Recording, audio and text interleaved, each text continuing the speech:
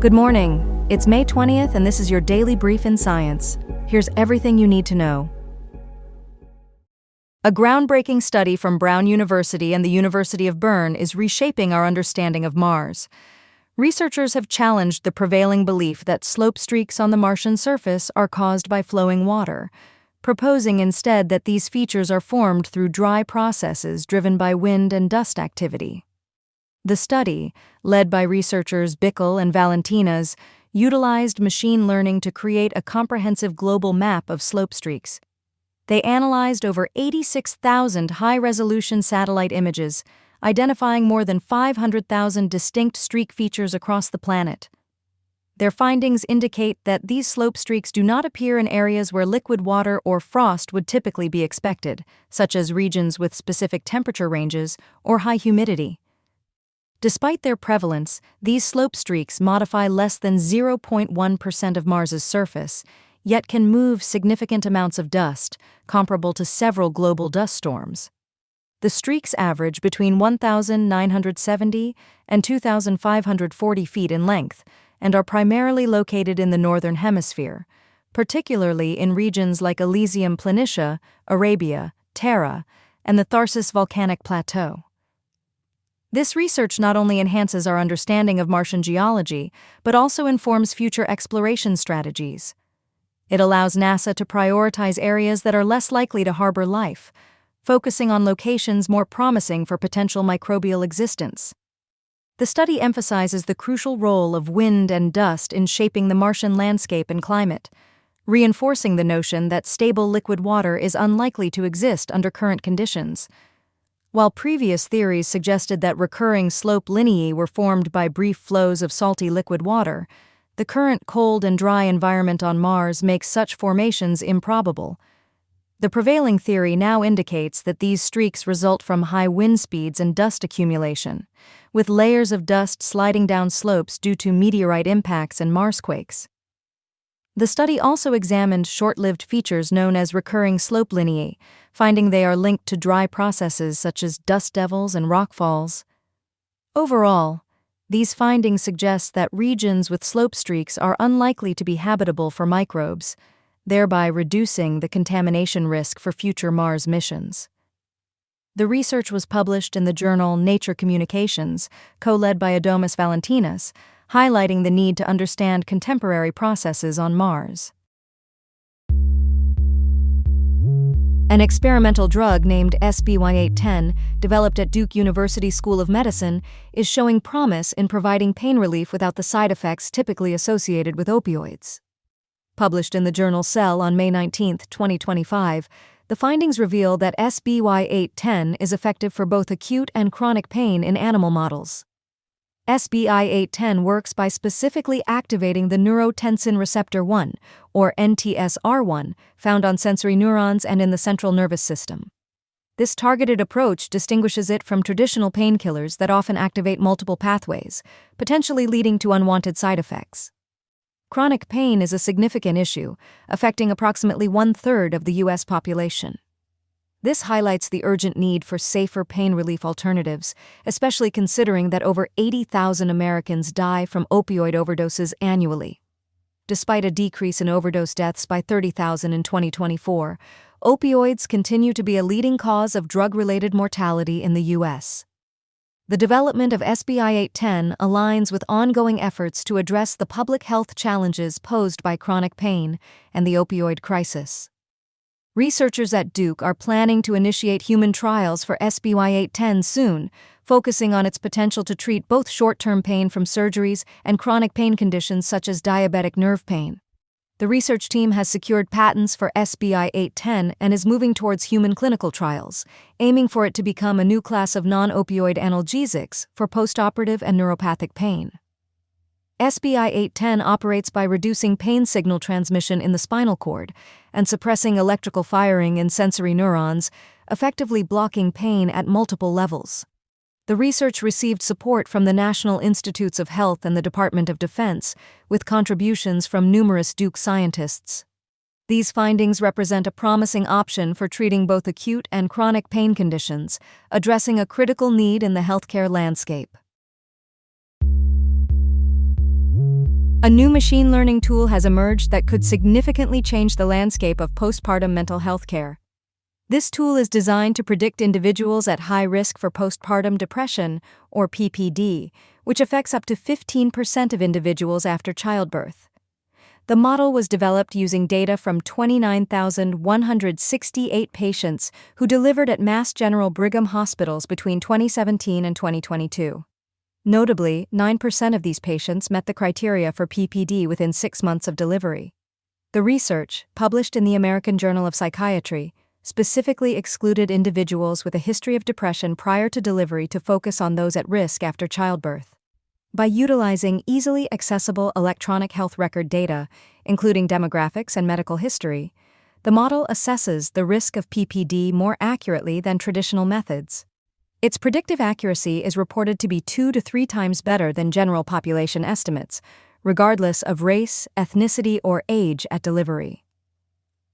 Validation of the model demonstrated that it effectively ruled out PPD in 90% of cases and predicted that nearly 30% of those identified as high risk would develop PPD within 6 months after delivery.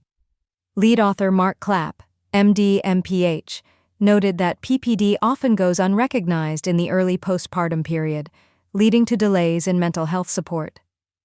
Clapp expressed optimism that this predictive tool could facilitate earlier identification of PPD, ultimately improving mental health outcomes for postpartum patients. Co-author Roy Perlis emphasized the importance of identifying at-risk individuals to implement preventive strategies, such as therapy and stress management. The researchers are currently testing the model's accuracy in real-world settings and collaborating with clinicians to integrate these findings into clinical practice. Traditional evaluations for PPD typically occur 6 to 8 weeks post-delivery, which can hinder timely mental health support for new parents. The model's predictive ability is further enhanced by scores from the Edinburgh Postnatal Depression Scale taken during pregnancy, indicating its potential utility both pre- and post-delivery. A new Phase 3 study has unveiled promising results for a groundbreaking asthma treatment. Published in the New England Journal of Medicine, the study tested AirSupra, a fixed-dose inhaler that combines budesonide, a steroid, with albuterol, a muscle relaxant. Initially approved in the U.S. for adults with moderate to severe asthma, the latest findings extend its use to adolescents aged 12 and older, particularly targeting mild asthma patients who significantly contribute to exacerbations and deaths. Conducted by Rutgers and other institutions, the trial involved 2,421 participants and revealed that the combination of an inhaled corticosteroid with rescue therapy significantly reduces severe asthma attacks in patients with mild asthma.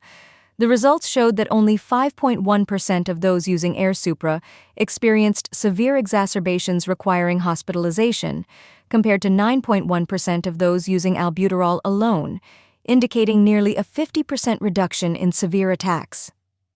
In addition to halving the risk of severe asthma attacks, AirSupra decreased the annual exacerbation rate by 53% and reduced systemic steroid exposure by 63%. Minimizing the risk of complications associated with long-term steroid use. Reynold Panettiere, the study's lead investigator, emphasized that these results could greatly enhance the quality of life for mild asthma patients and lead to significant healthcare cost savings by reducing hospital visits. Following the publication of these findings, there is an expectation of rapid adoption of AirSupra by insurers and healthcare providers, potentially revolutionizing asthma management practices established over the past 50 years. Current global asthma management guidelines already recommend against using albuterol alone due to its ineffectiveness in addressing airway inflammation, making AirSupra a critical advancement in treatment. This trial was unique as it was fully remote, allowing participants to register online, receive inhalers by courier, and have telehealth consultations, enhancing accessibility and reducing costs. The trial's results indicate a significant improvement in asthma management, with AirSupra showing a clear advantage over traditional treatments. The combination therapy approach marks a significant shift in asthma treatment, addressing both immediate relief and underlying inflammation. Panettiere anticipates that these findings will prompt swift action from insurers and prescribers, potentially changing asthma treatment practices for the better. Researchers from Zhejiang University have unveiled a groundbreaking method to upcycle polyethylene terephthalate, or PET, waste into valuable chemicals. This innovative approach utilizes metal-free catalytic processes, specifically through the use of ionic liquids like EM-IMOAC, to catalyze the methanolysis of PET. Remarkably, this method achieves complete conversion into dimethyl terephthalate, DMT, and ethylene carbonate, EC, within just 2.5 hours. The results showcase impressive yields, reaching 99% for DMT and 91% for EC, all achieved under mild conditions. This marks a significant improvement in the efficiency of PET recycling, especially when compared to traditional methods that often rely on metal catalysts, leading to metal contamination. The effectiveness of this new method lies in the formation of hydrogen bonds between the ionic liquid and the reactants, which activates the necessary carbonyl and hydroxyl groups for PET depolymerization.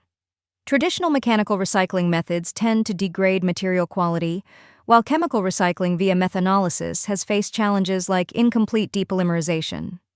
This new method's versatility allows it to be applied to various polyesters and polycarbonates, extending its potential impact beyond just PET.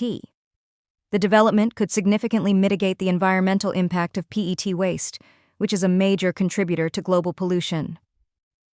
Lead researcher Dr. Qingting Mei highlights the transformative potential of this method in addressing the plastic waste dilemma and contributing to a circular economy. The research was published in the journal Eco-Environment and Health and received support from multiple funding sources, including the National Natural Science Foundation of China. Overall, this innovative approach not only enhances the efficiency of PET recycling, but also represents a significant advancement in sustainable recycling practices. This has been your daily brief in science. To read more about these stories, follow the links in the episode bio. You can also subscribe to these updates via email at www.brief.news. For more daily podcasts about the topics you love, visit brief.news/podcasts. Tune in tomorrow. We'll be back with everything you need to know.